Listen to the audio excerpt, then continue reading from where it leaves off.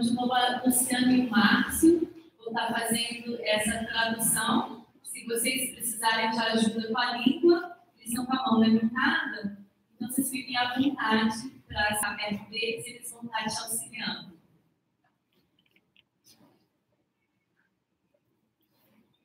Eu queria agradecer a todo mundo por estar aqui hoje. É uma honra imensa a gente receber a Mari Kilonen, aqui da Finlândia, o equivalente à secretária de Educação da Finlândia. E ela vai estar aqui com a gente falando sobre o que vem a ser essa educação do futuro, o que é essa educação de inovação e como que isso se relaciona a esse ambiente que vocês estão hoje. A Mari já passou pelo grupo CEP anteriormente, ela inclusive foi uma convidada nossa assim que as escolas Concept abriram no Brasil, em Ribeirão e Salvador. Ela teve a oportunidade de fazer uma rodada com os pais lá. E agora ela volta aqui para São Paulo para poder compartilhar um pouco da sua sabedoria e das suas observações e reflexões com a gente aqui na Concept de São Paulo. Então, Marion, it's a pleasure to have you here with us, and thank you so much for enlightening us with your thoughts, with your views, with your reflections, and it's an honor to welcome you to our stage. Thank you very much.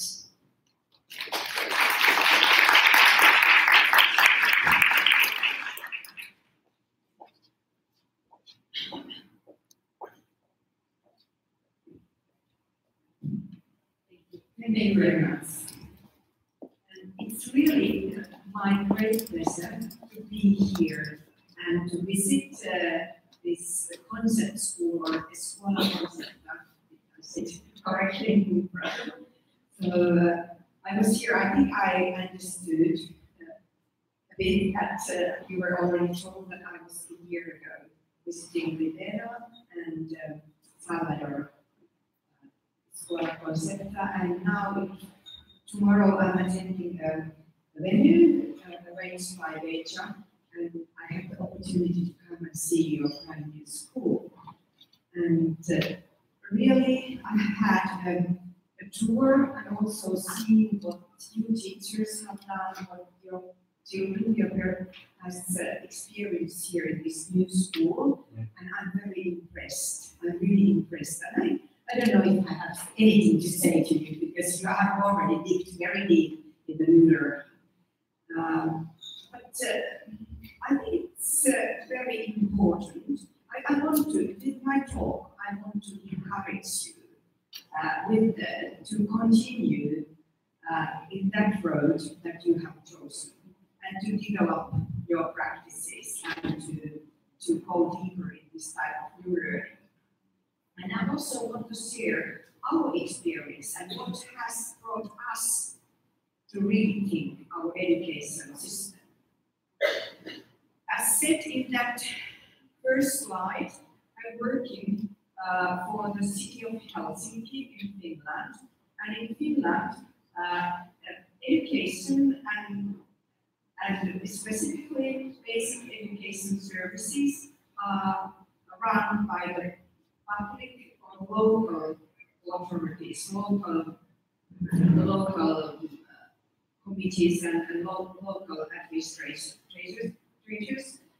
In Finland, we don't practically have private schools. We have the system is very public. I don't go deeper to that. And at the national level, the government only gives us the regulations and curriculum. And then it's the responsibility of local authorities and governments like City of Helsinki to provide the education services. And in our city of Helsinki, we have a unit called Education Division, and we are responsible for the education services from the early childhood education, as I can see here, for the little children, even under 1 age, a year, and then up to the so-called adult training. And my responsibility is to lead or to be the head of development and expertise work service from the early childhood up other training. So and my kind of where I'm focusing and what I'm very thrilled and interested in is the future school concept that I also have a PhD in that topic, future school leadership.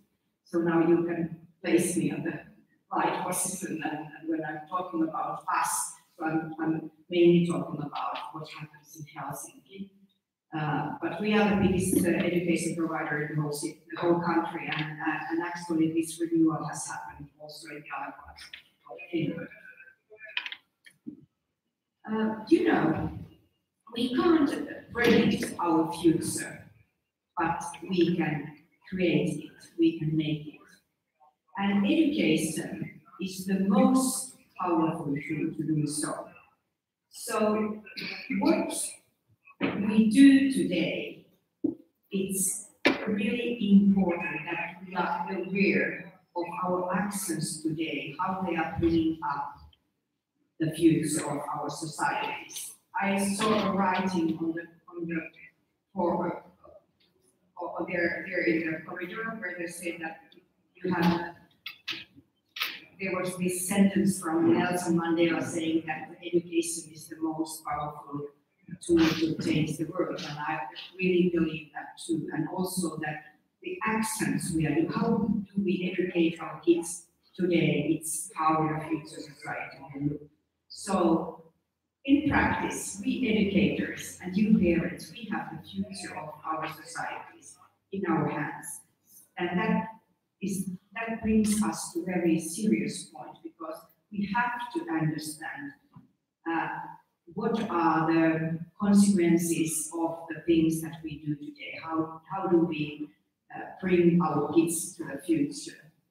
And with the school and changing the school environment, it's probably the most difficult institution to be changed. And one reason is that we who are sitting in this room, we all are products of our education system.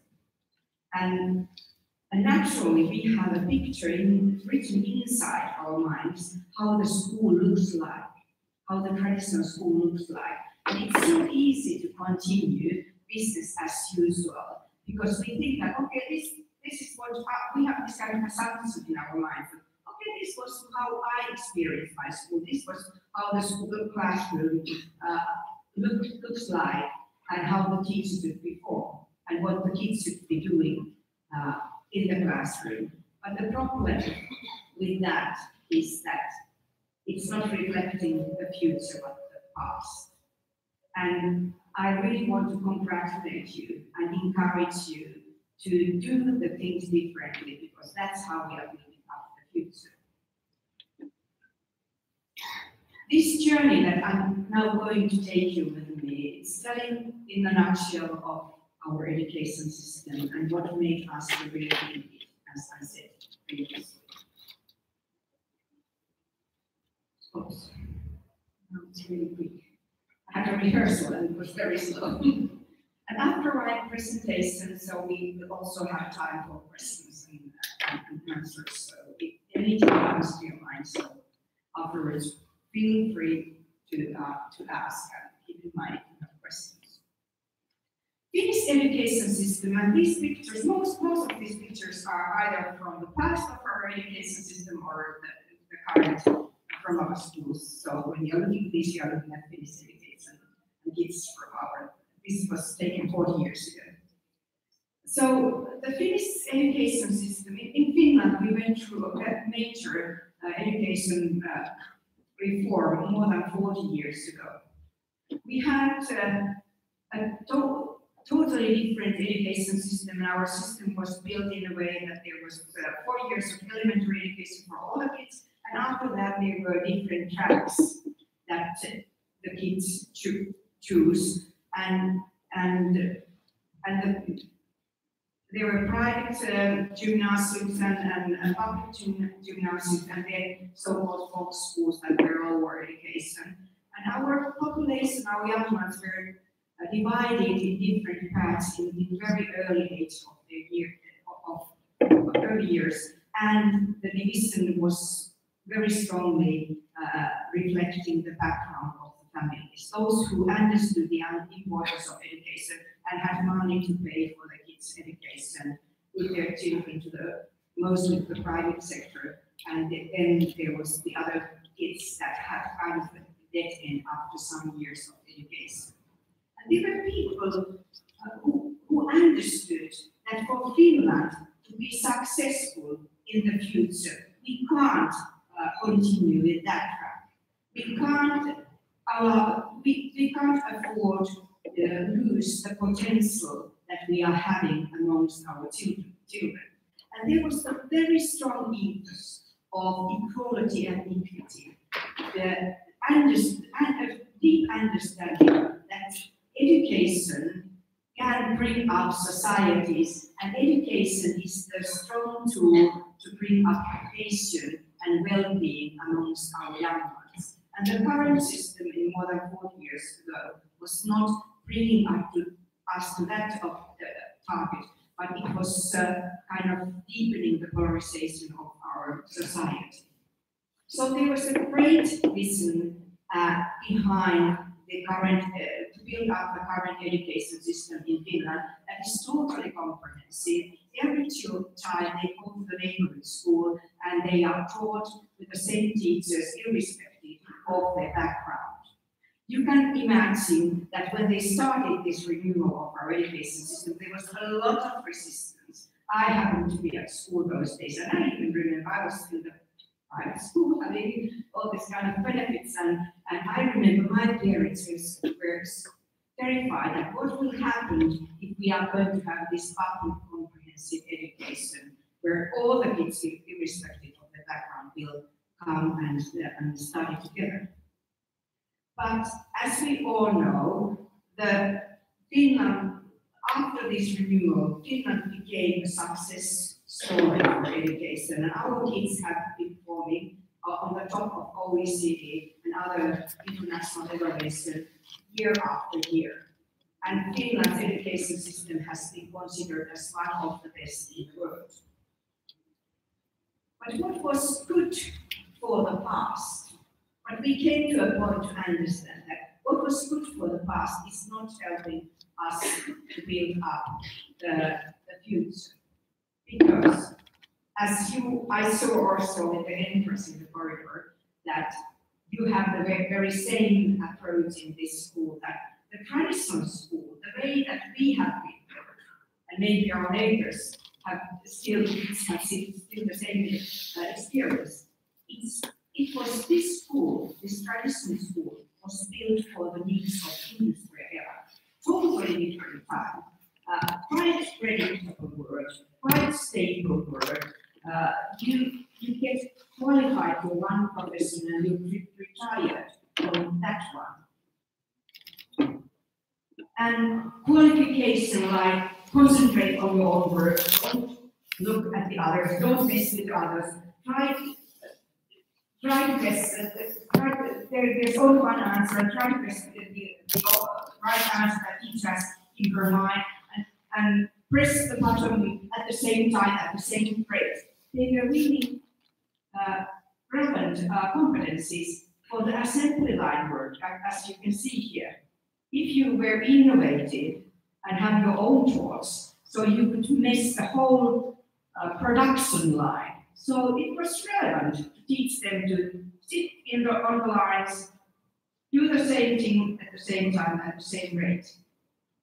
But as we all know, our world is totally different today. It's more complex, it's more diverse, unpredictable. The local crises become global very easily, and we can see there the influence in our own living rooms. And the rate of the change is very rapid.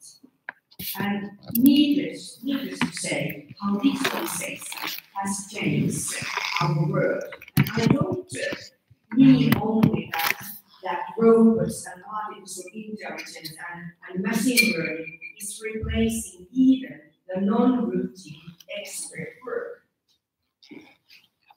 But it has really changed the way we act, socialize, it has even changed the world economy. I know that Uber is probably quite familiar and popular here. So just think about Uber, how it has changed the taxi world, or to drive your own car and earn some money, or Airbnb. It has changed the whole world. And how we socialize through social media, and our kids socialize through social media. So digitalization has and will change our world more profoundly than we may even understand today. And it's affecting the way we should educate our children. One of the most radical, profound change that digitalization has changed, that is affecting school or challenging school to change, is the changing knowledge concept. Just have a look at these two pictures. They have quite similar devices, don't they? But the knowledge concept behind these two pictures is totally different. Think of this learner from the beginning of 1900s. Her task was to write down what the teacher said and try to remember it by heart, reproduce the information and the knowledge that the teacher gave to that pupil. Teacher was the gatekeeper of all the information, the knowledge, and she had kind of an holy grail of information in her hands. Now when we are looking at this 2020 learner, so it looks amazingly similar. So this is a device, almost an open gateway to unlimited information and knowledge. And we all know that even the basic skills can today be learned through that. Our kids, they just go to YouTube and they Google and they go to YouTube, and then they can learn new skills through that. I will tell you an example later. And now the big thing here is that as we are living in this knowledge concept, so if we are implementing the pedagogy of 1800s and 1900s to the 2020 learner, we are losing the potential that we are having amongst our children. And it's not only replacing this blackboard with the iPad. We have to rethink the whole setting of our education. And one thing that made us to really, that bothered us a lot, is that we see that the world has changed. We see that the flow of information is everywhere. But when we look at our schools, so what did we see? Here is me starting my school career in 1966. This is from my grandmother's time, and this is from my mother's time. And then we looked at our schools 2015 and couldn't see a lot of change in the school classroom setting. I know that this is not the situation in these schools, but in many schools globally, this is the situation. The world has changed, but the school hasn't. And I've asked myself very many times that would I go to a dentist that is using the tools and equipments of last century? I don't know if you will. I wouldn't. But the traditional school setting, in that setting, that's exactly what we are offering to our children.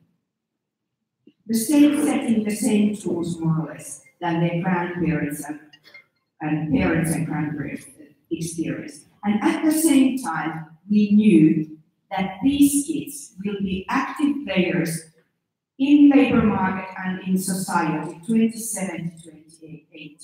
So we asked ourselves, what's worth learning and what's schools for today and tomorrow?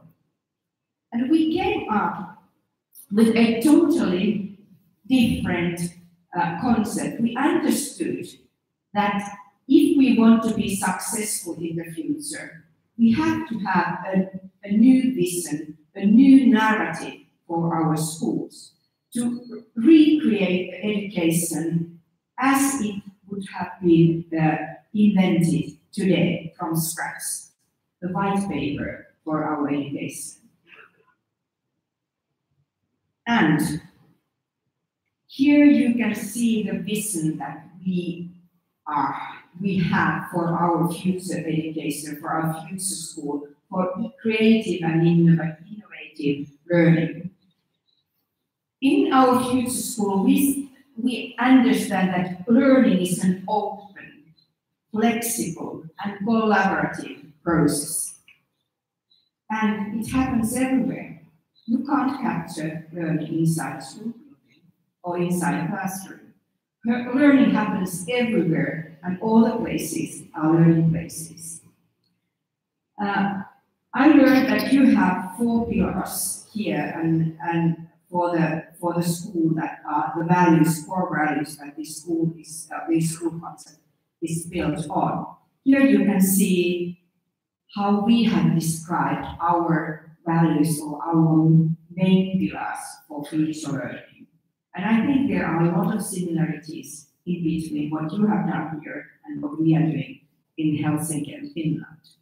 First, we want to focus on meaningful learning and holistic competencies. I come to this later. But learning must make sense to our children.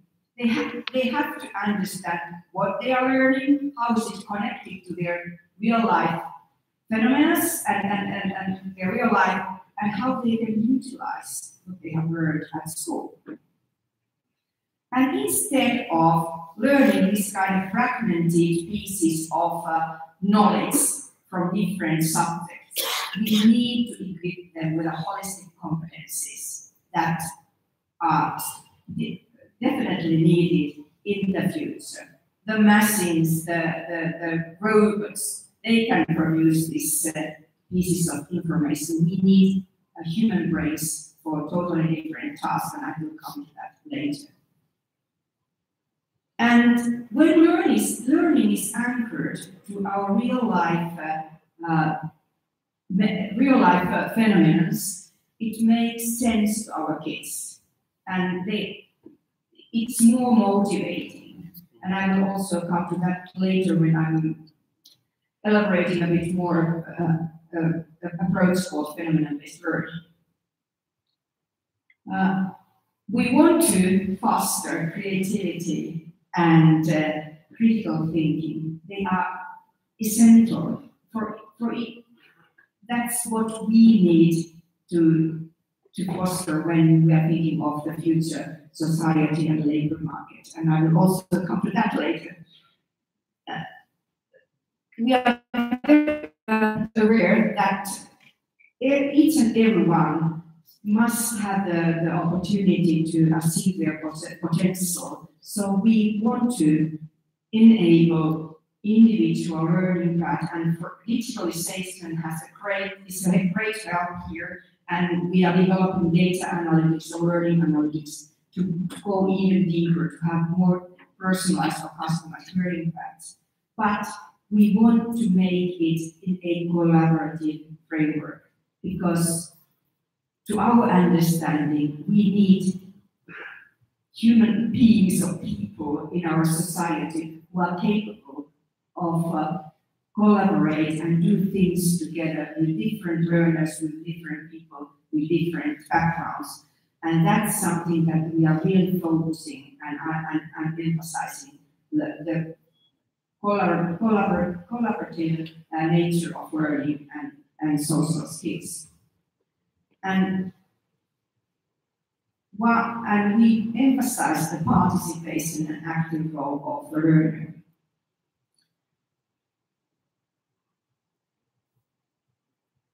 I know that there are a lot of descriptions for 21st century skills, and that's how we have kind of defined them.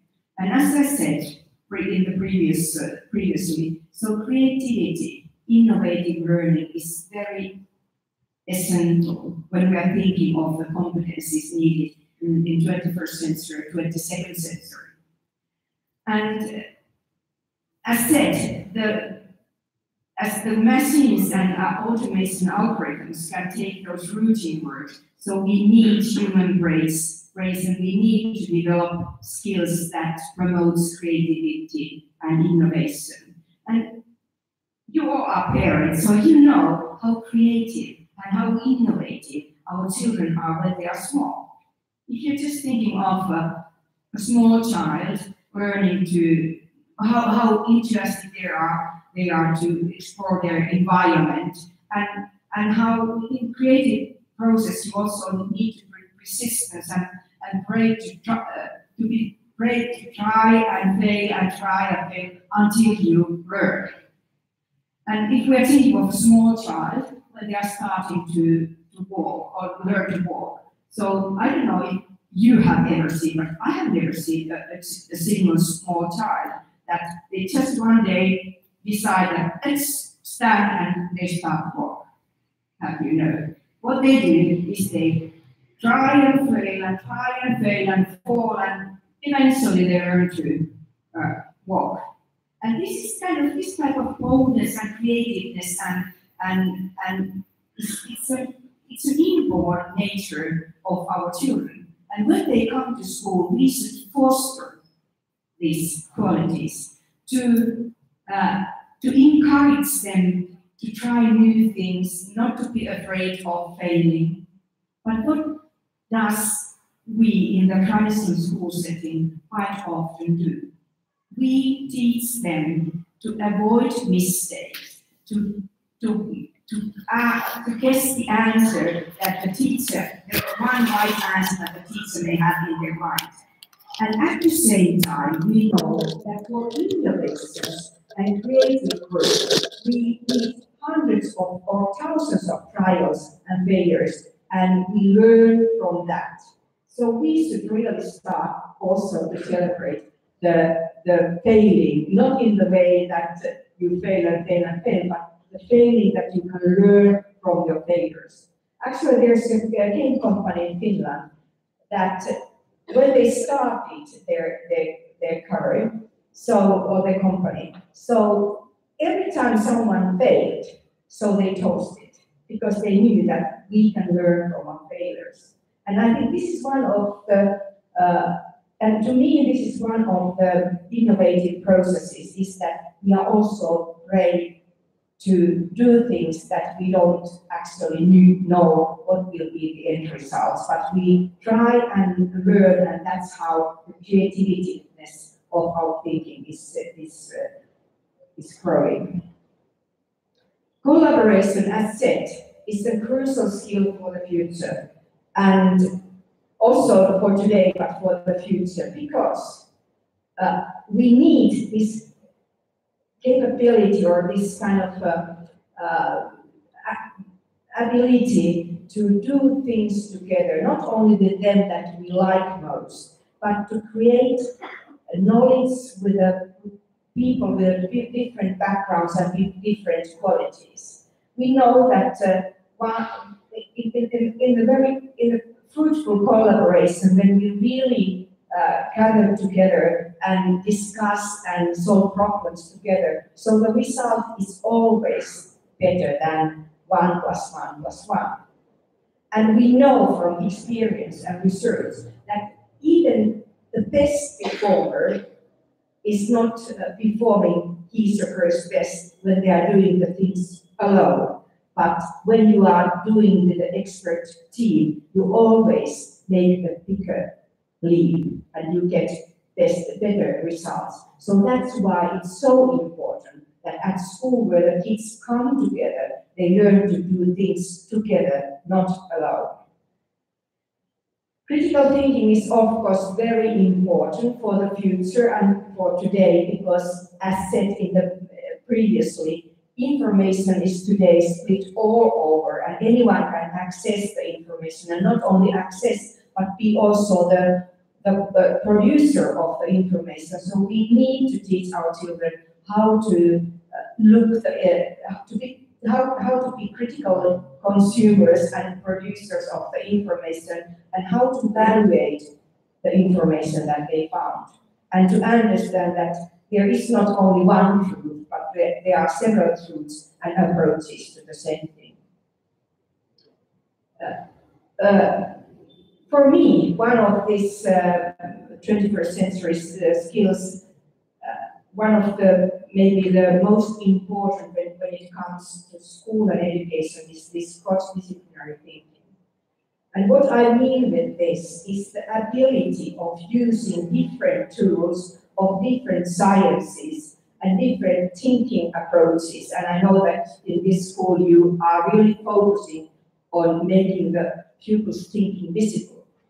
And that's crucial, because in the traditional education setting, the whole process was split into isolated subjects, and there was not a holistic approach to the problems. But today, not to mention tomorrow, we meet big problems like climate change that to solve them, these challenges, we need a totally different approach, and that approach is this holistic, cross-disciplinary thinking, kind of using different approaches coming from the different sciences, or at school, as I said, from subjects, to solve these problems together, and to have this kind of holistic approach, not taking one piece to mathematics lesson and one piece to the science lesson, but have to do this simultaneously, to use these different thinking strategies and approaches. Communication, as said, it's very crucial, and it's linked to the collaboration. And how do we upbring our children, and how do we emphasize the social and emotional skills, the importance of social and emotional skills? And I saw beautiful examples in your classroom how you are focusing also on that area.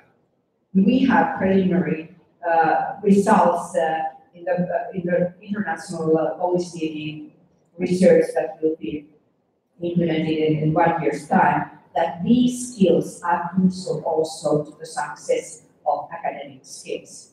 So we really should focus also the communication in between our kids, and how do they treat each other, and how do they evaluate, and how do they carry social responsibility of each other. That's also strongly linked to the citizenship, participation, to be active partner of the society, to have the active, to know how you can impact your own things, and how you can be the owner of your own life, and also not only as an individual, but as a member of the society. And we need character. It's strongly linked to creativity, as I already spoke.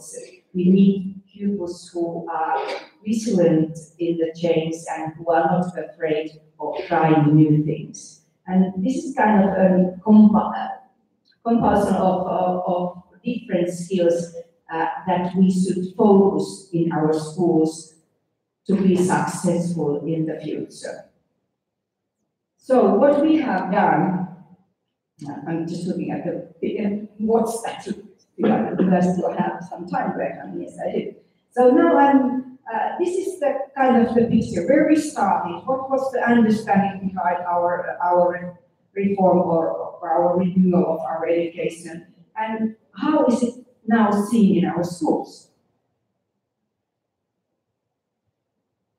We want to promote innovative learning, and with that, I don't, as already said before, I don't mean that anything creative and innovative is good. It's really very targeted, or very target-orientated work, and it's hard work. You have to find new solutions for the challenges or the things that you want to find out. And these pictures that I'm not going to show you are from one of our events that we call Robots in the City. Coding is part of our national curriculum in Finland. And it starts from the very early stage. It starts actually from the pre-primary. And we started to kind of experiment with our teachers with this coding project so that we trained our teachers, and then the teachers, they came with their pupils and they did things together. And then after that, we had an exhibition where our pupils, the primary school pupils, could present their innovations, what they had done during that school year. And as you can see, they are very focused and telling what they have done. It's exciting. Learning must be fun. It's not an amusement park, but it has to have this fun dimension that our children are hooked and they can feel the flow of the learning. And that happens when learning is anchored to the real life things that our children are experiencing in their everyday life. So it's really excitement. And my absolute, these kids, let's go back to that picture. They had some instruction and then they made their own models and their own robots. But my absolute favorite invention in this exhibition was this one. Oh, sorry. I don't know if you can guess what this is. It's made of original Lego blocks, but it has some smart technology here. It's a soap machine. You put your hand here and you get soap so you can wash your hands. But that's not the only thing that happens here. It starts to sing when you put your hand there. It's rewarding you. Okay, then wash your hands. That's how the pupils told me. And then I asked them that, how did you come up with this innovation? And they said, we wanted to have this type of thing we had in our minds that we want to build this. And then we went to YouTube and we looked through several YouTubes and found out what type of technology we need here. And then we made a list, and then we went to our teacher and told him to buy us this smart technology. And this is how our children are acting when we give them the freedom to do things together, to do innovations, to do things together that they are interested in. And they definitely won't forget this lesson.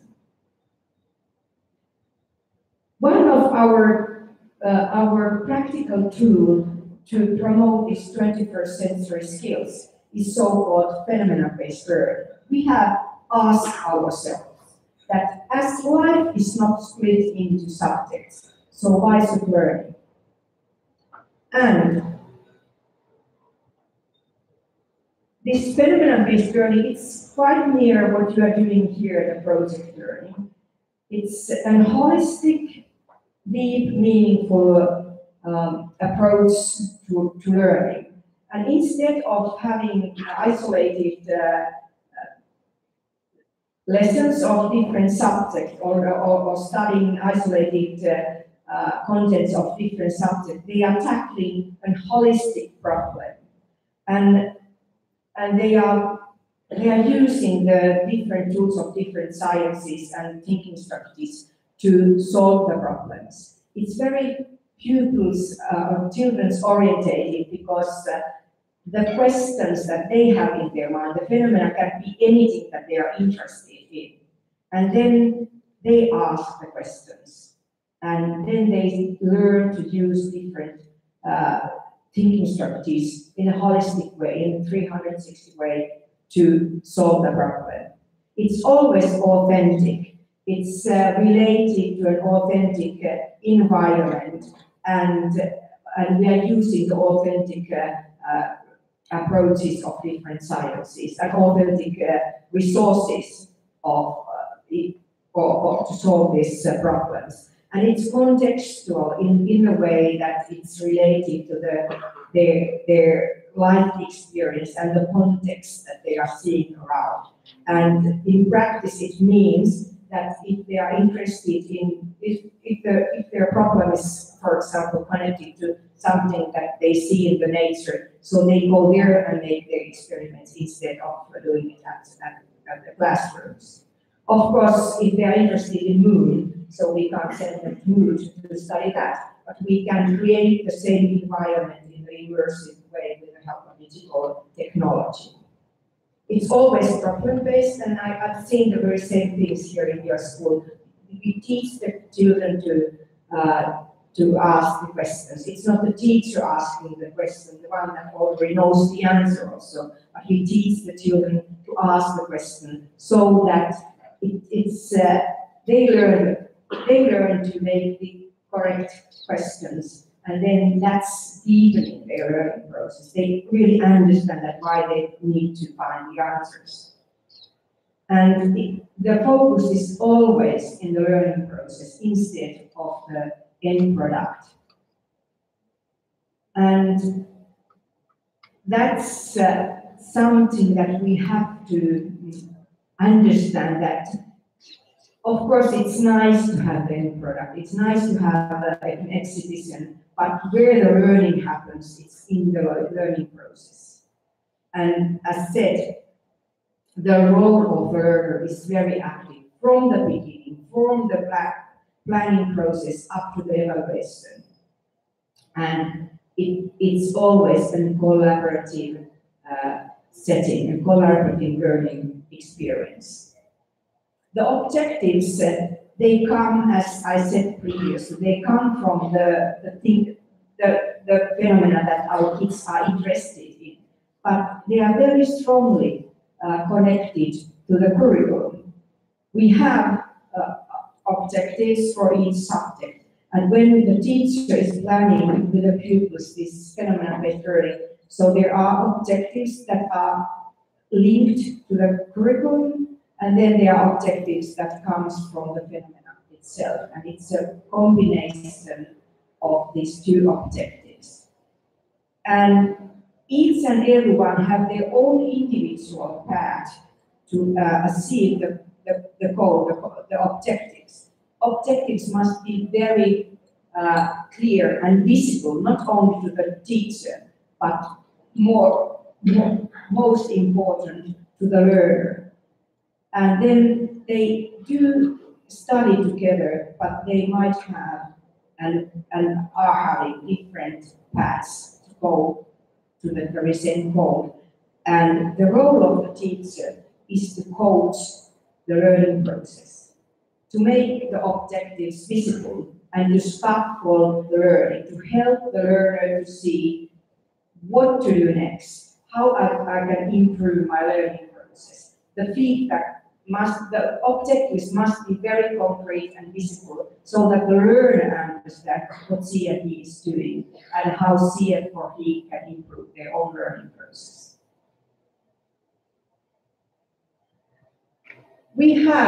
This smart learning is very important to us, and we understand that technology can add value to this learning process. We have kind of wrote a roadmap where we have pinpointed some very important aspects for the smart learning, and unfortunately I don't have time to go in deep all of this, but I've already told you about this phenomenon-based learning. This is something that you will see next slides, how we are seeing the whole city as a learning environment.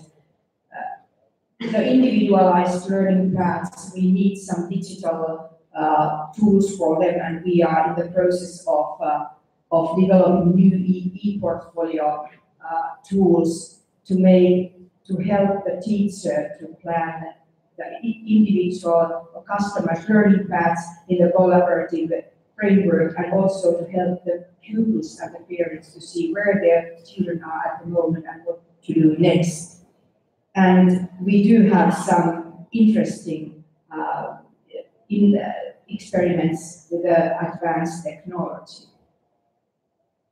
The whole city, the city of Helsinki, it offers a very nice learning environment for our kids. We have the urban environment and we have nature very near to us. We have sea near to us. And Helsinki is quite safe city, so it's easy to go with the kids to the different learning places. And it's not only us educators who understand that we must open the doors and we must go outside and to see flexible different learning places. That makes the learning concrete for our kids, how it's related to their own life.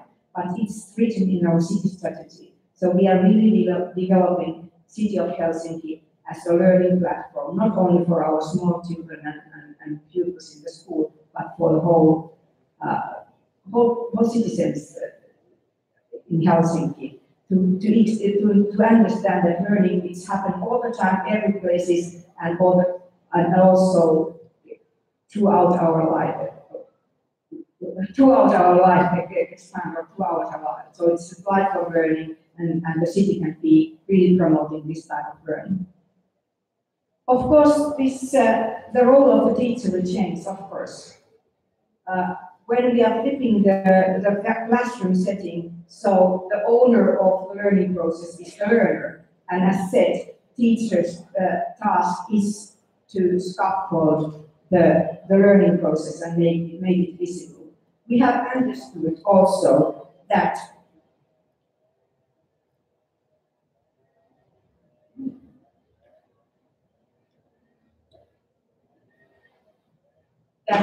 this requires a holistic approach, a holistic change.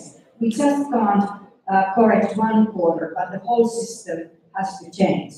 And leadership is the key factor for sustainable change.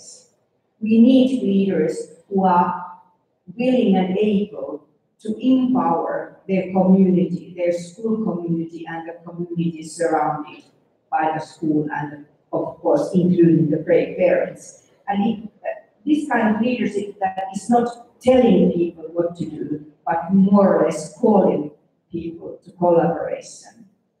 And we need to develop a school culture that is based on trust and collaboration and empowering the whole school community. And the school culture that everyone is willing to make the change to happen. Because even the best leader can't lead in the sustainable way if the school culture is resisting. And we need to develop constantly our pedagogical approach and reflect them that they are really bringing us to the objectives, to the target that to our vision that we are having in our minds. And our learning environment, it has to reflect our pedagogical approach. If we are aiming for collaboration, so you can see very easily from these two pictures which setting is promoting that and which one is kind of forbidding it, or it's not. It's focusing in totally different interaction than collaboration between the pupils. And if we want to see collaboration at class level, in our classroom, amongst our pupils, the teachers has to collaborate first. We have to be brave enough to break our comfort zone. And we have to be brave enough to do something that maybe the majority of people are not doing. Just think of Henry Ford, who invented the car. If he had asked the people what they want, so probably the answer would have not been a car, but faster horses. But Henry Ford was brave enough to make something very different, something that scared most of the people. When the first car was invented, people thought that it's really dangerous for the human brains because it went 10 kilometers an hour, so it can confuse your whole thinking system. So they put a man with a red flag to walk in front of that car so that everyone can see what a terrific invention was there on the streets. But what we all know that if Henry Ford would have been brave enough, so will we still be riding on horses? So I encourage you to be brave enough to do things differently, to think things differently than the majority of people. We have done that. We have told our teachers, don't be afraid of trying something new. Just flip your classroom. Do something that is breaking the traditional ways of doing things at schools. And we have even said to them that failing is not dangerous. You can fail, nothing really dramatic will happen, and you can learn from your failure and go to the other level. We want our city to be the most impactful place to learn. And I'm calling you to do the same thing here in this school, in this area. Let's build our future together. Thank you.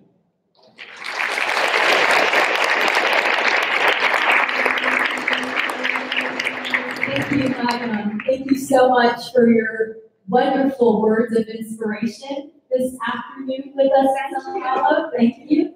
We do have a few minutes, I believe, for questions. So if anyone would like to ask a question, please just raise your hand. Hi, I'm Thomas. You talked a lot about the students, about the environment and the preparation of the schools for this new way of teaching. What was the plan for the teachers? How you prepare the teachers for this new state of the Thank you for that question. It's always my problem that I have so much in my mind what to leave off. It was a long journey, and it didn't happen in the click of your fingers. The thing is that when we are preparing, when we are in the phase of change, so we already have some forerunners. And actually, when we started this renewal for our education, so we had a bit minor reform 2010. And in that project, so for example, we introduced this kind of co-teaching model that instead of a teacher or an assistant being with a classroom, so there will be two teachers who will plan the lessons. They will be there, two professionals in the classroom, and then they will also do the evaluation. And at least in Finnish framework, it was a bit scary for many teachers because the tradition was that you go to your classroom, you close the door, and you are there alone. You are the master of that situation. And then to share it with your colleague, it was not that easy. But we did it in a way that we in the most cases, or usually do, we pick those that were already ready, we train them, and then we ask the other schools and teachers to go and kind of benchmark. And we allocated some money in that process so that the teachers could have a substitute teacher in their own classroom, and they could go there and see how it's organized, they could ask, and then they could learn from their colleague. And that's maybe the best and most effective way to do it in this type of administrative level, because we have more than 3,000 teachers for the basic education, and total numbers 6,500. So we can't kind of pick those that are ready for the change, but we have to have a group of teachers that are already there or willing to change and understand the change. And then when the other colleagues see what has happened and how it has changed the setting in the classroom, so it's easier for them also to do. We have in-service training for our teachers. We have a group of expert teachers that we have released time from the teaching to develop the new pedagogy and practical tools. And we have different nets, and we are working at different levels. And of course, the most important is that our how to discuss this change and how to make our principle to understand that there is really a need for the change. But it's a long process. Thank you. Any other questions?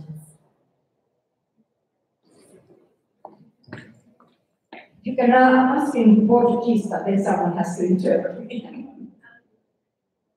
Aproveitando o gancho, e para os pais, né? A gente sempre aprendeu a cobrar para estudar para a prova ou para fazer tarefa, e agora a gente está vendo as crianças aprendendo tão diferente na escola. O que os pais poderiam saber ou deveriam aprender para também utilizar mais esse aprendizado ou estar preparado para essas novas crianças? Yes, thank you for the question. As I said in the beginning, that for us and parents, because we have experienced a totally different school, and specifically if you are succeeding in that school, so it might be very difficult to flip your own thinking and understand that now it's really the competencies that are needed are so totally different that the concept of traditional homework is not there. Because, well, I don't know about you, but my experience, and even for my kids, they are adults now, that you kind of repeated some of the things that you did at the school, home, and then I could monitor that. Are you doing that? Do you remember by heart this and this and this? And now this approach is so totally different. So it's also kind of breaking the idea of traditional homework. And sometimes, well, what is not, at least in the large scale, implemented in our schools, but we have been discussing that instead of having homeworks after you have been studying the subject in schools, so we could have this kind of pre-homework where you can go to the web and you can look the problem that or the thing, even in mathematics or any subject or in that project, that what are the things that I'm supposed to learn. And we know that there's, for example, this kind of net called Khan Academy, where you can learn small things from YouTube videos. And then when you go to the school, you already have kind of preconception that what I'm about to learn. And as I saw in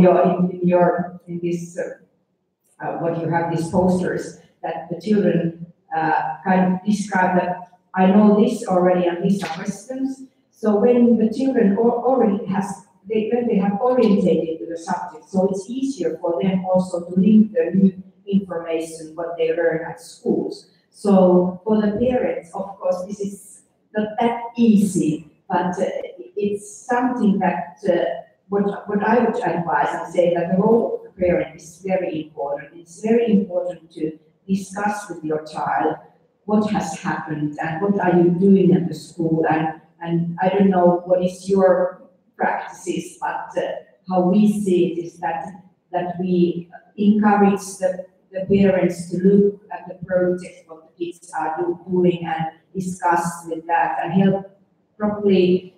Sometimes you don't know the answer, but you can make questions together and maybe try to do the research of the information together and to discuss. And in the end, we adults, we are more experienced, and as there is no only one right answer, it's also very important that our children learn how to discuss the problems. They understand that even the adults don't know the answers, and we can discuss this together. We can find solutions for this, and then when the child comes back to school, so she or he has more information and knowledge about the thing that they are going to study here at school.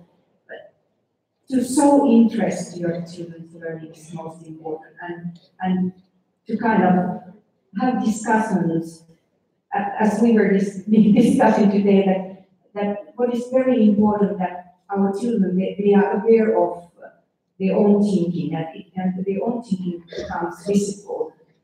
That's when they are capable of these innovative and creative processes, because it's a question of thinking skills and how you use it in various ways. So it's important that you are involved and you discuss with your children, you encourage them to go further. And I don't know about your culture, but sometimes kids may be afraid of making mistakes, and they think that, okay, I have to be right and I have to know the right answer.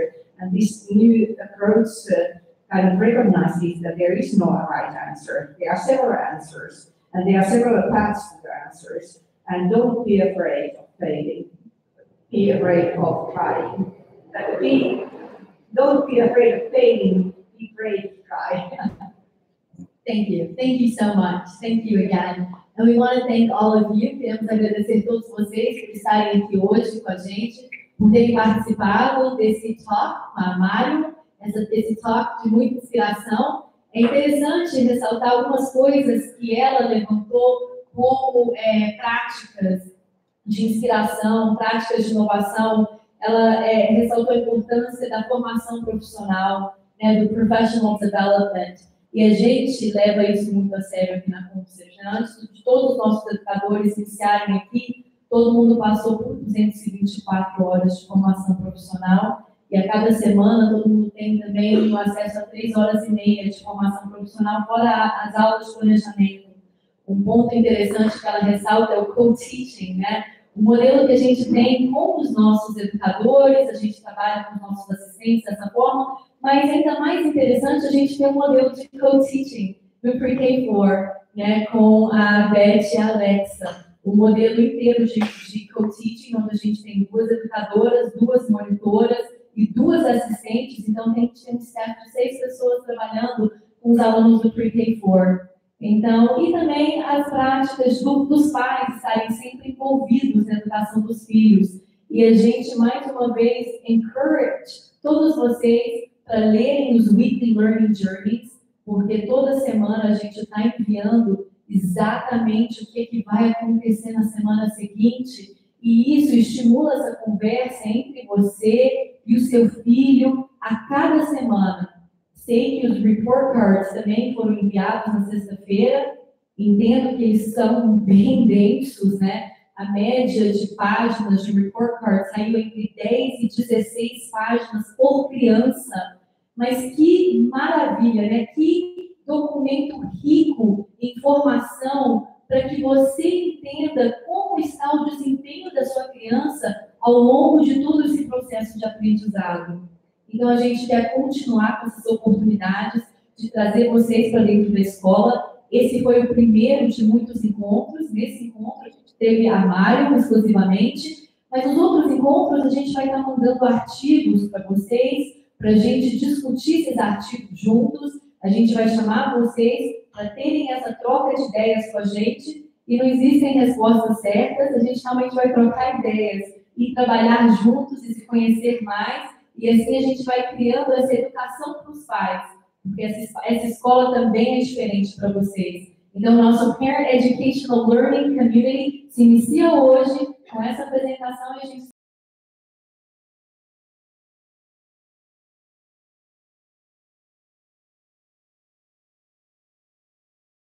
Obrigada.